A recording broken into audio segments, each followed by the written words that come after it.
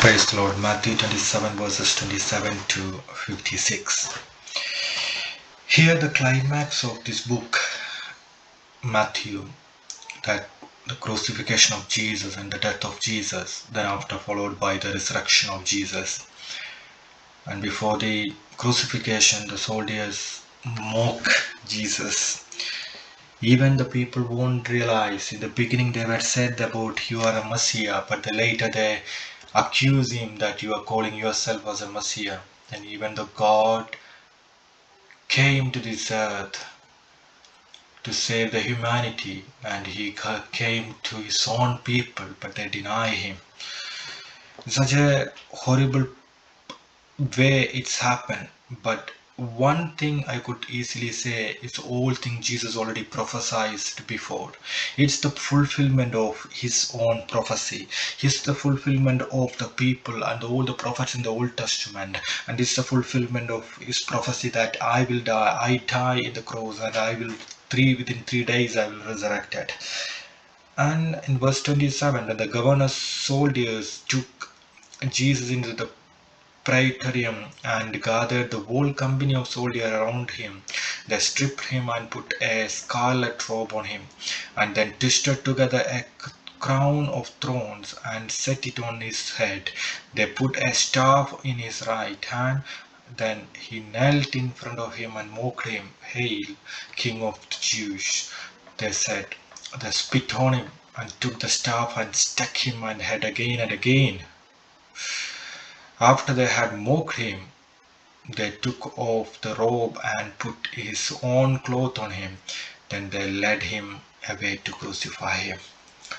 This is one of the horrible situation, even though in this generation, any person cannot afford this kind of punishment, because they mocked him and they spit on him and took the staff and struck him on the head again and again. After they had mocked him, they took off robe and put his own cloth on him. Then they led him away to crucify him. The open courtyard or the judgment hall we can see when the Pilate or praetorium. The praetorium means the open courtyard or the judgment hall. This was the Pilate's house and the camp headquarters of the Roman guard of the governor. It was Herod's place, a most magnificent building on the highest spot. Perhaps a Roman outer garment of the military cloaks used here to mockery of his claim to royalty, because Jesus proclaimed, or Jesus tell to everyone that I am the king, so king of the Jews. That's why they insult him.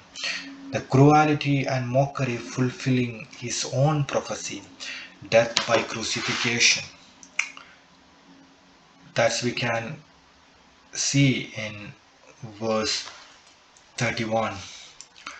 And they led him away to crucify him. Death by crucifixion was one of the most cruel and shameful death that could be devised. It is supposed to have been invented by Samaritan's queen of Nimrod, who founded the Babylon system of mysteries. It was Roman practice inflicted only upon slaves and the worst criminal. The person was nailed to the cross, each hand extended to the utmost stretch. The feet were nailed together, and then the cross was lifted and dropped into the hole with a violent thud, which destroyed the whole body. The weight of the body hung on nails through the hand and feet.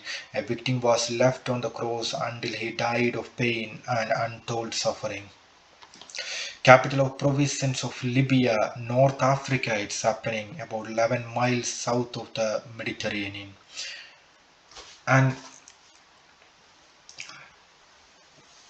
if you see the skull that mentioned in verse 33, they came to the place called the place of the skull, called Calvaria, a skull, a place outside the Jerusalem. Origin refers to a tradition that Christ was crucified where Adam was buried and where his skull was found. And it's really a hard part, and they assign what his crime, what is the accusation against the Jesus, because Jesus was saying, I'm the king of Jewish. I'm the king of Jewish. But the people won't receive. But right now then he said that if you are not receive, I'm extend that border to the undeserved people like me. Then that's why I get a priority and privilege to say that Jesus is my king, and also he is my elder brother.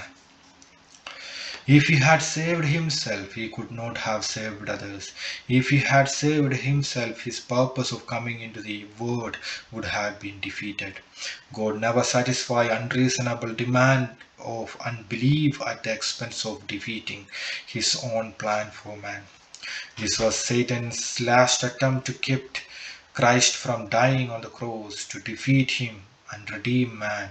If God had permitted himself to be moved by such a deceitful, idle words, he could have been defeated. Two great testimony from enemies about Jesus was verse 42. He saved others, they said, but he can't save himself. He is the King of Israel. Let him come down now from the cross and we will believe in him. So he saved others. That's one of the testimony. And the second one, verse 43 say, he trusts in God. If this could be said of all Christians, we would have better churches. One is he saved others, and the second one, he trusts in God. First is he saved others, and the second one, he trusts in God. He saved others and he trusts in God. At the 12 noon to 3, they crucified him. That the death of Jesus. From the noon until 3 in the afternoon, darkness came over all that land. About 3 in the afternoon, Jesus cried out with a loud voice, Eli, Eli, lema sabachthani, which means, my God, why have you forsaken me? When some of those standing there heard this, they said, he is calling Elisha. Immediately one of them gives some sponge and give that one. So 7 sayings on the cross. That the first one is, my God, why hast thou forsaken me? The second one, that's Matthew 27 verses 46, we can see. The second saying about saying, Father, forgive them, for they know not what they do. They do not know that what they are doing. Verse 23, Luke 23 verse 24. And thirdly, verify I say unto thee, to that day shalt thou be with me in paradise. Fourth saying, Father, into thy hand I commend my spirit. Fifth one, woman, behold thy son, behold thy mother. Sixth one, I thirst. Seventh one, it is finished.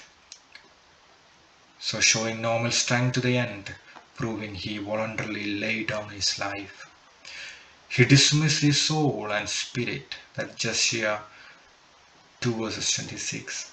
There were 2 veils, one at the entrance of the holy place and the other between this and the Holy of Holies, into which the high priest alone went once a year to alone and the sin of the people. They were 60 feet high from the ceiling to the floor. The rending of the veil signified that the middle wall of the partition between Jewish and Gentile was broken down, and that each believer now could have personal access to God. These bodies made part of the multitude of captive Christ captures from Satan in an underworld of departed spirit, and which he took captive with him when he ascended on high. Now when the Christians they die, they no longer go to the lowest part of the earth, held captive by the devil against their will, but go to the heaven to avoid the resurrection of the body.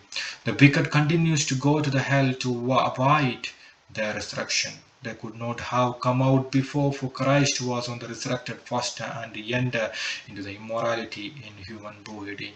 So ultimately Christ died for me. The one thing is, God, seven things God said in the cross, that my God, why this you forsaken me. Father, forgive them. Verify, I say unto thee, to die shalt thou be with me in paradise. Father, into thy hand I command my spirit. Woman, behold the Son. Behold thy mother. 6, I thirst, and 7, I finished. May God bless you with his words. Amen.